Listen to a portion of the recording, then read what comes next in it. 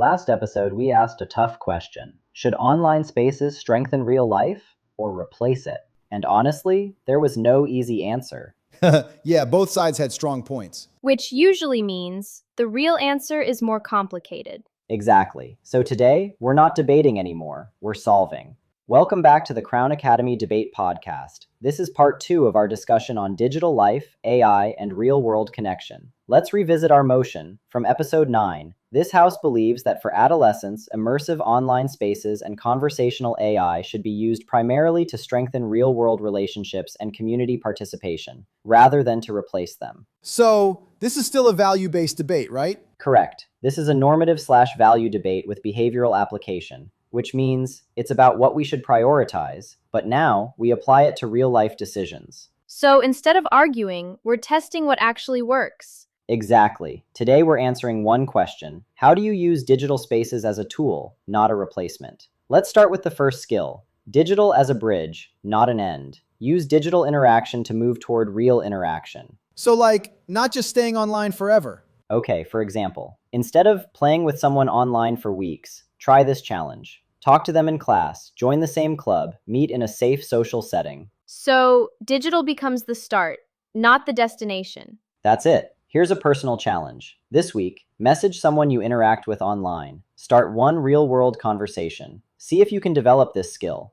Spotting, digital avoidance. Now let's talk about why this is something important. When does digital comfort become digital avoidance? That's the dangerous part. I got this, coach. Here are some warning signs to look for. Watch for this in yourself or others.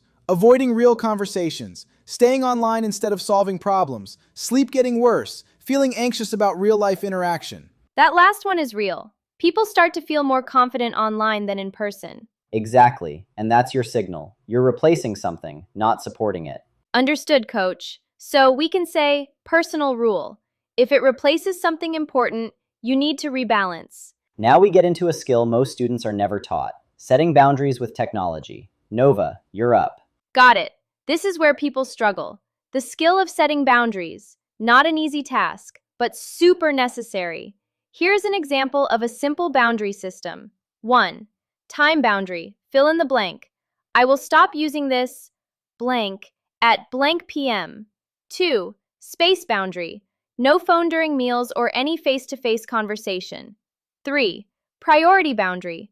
Real life comes first. That sounds simple, but hard to follow. That's why it's a skill, not a rule. Now let's talk about AI. This is where things get serious. Yeah, because AI conversations feel real.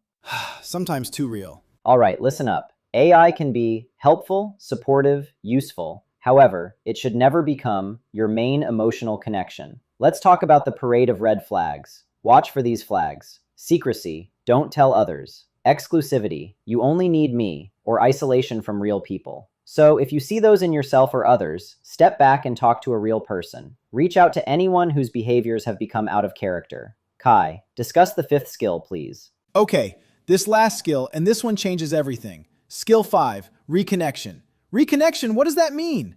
Reconnection equals coming back. So if someone in your inner circle has become distant, from friends, from family, from real life, maybe even yourself, you don't need a perfect comeback. You just need a small one. One small step. Here are some suggestions to make a comeback. Say hey again. Join one activity. Fix one conversation. So it's not about changing everything. It's about starting again. Let's frame this up with the 3-rule system. If you remember nothing else, remember this. First, digital technology should connect you to real life. Second, if it replaces something important, check yourself and rebalance. Thirdly, real relationships always come first. All right, this is your challenge. Here's our challenge. I dubbed it the Crown Academy Empathy Mission. Now, choose one. Talk to someone you've been avoiding, help someone new at school, join a group or activity, send a meaningful message to a real person. This is where the real growth happens. Yeah, not just thinking, but doing. Technology is powerful, but it doesn't decide your life. You do. The goal isn't to avoid digital spaces. It's to use them without losing yourself. Now you've got the tools. Don't forget we've created a worksheet to help you pull this all together.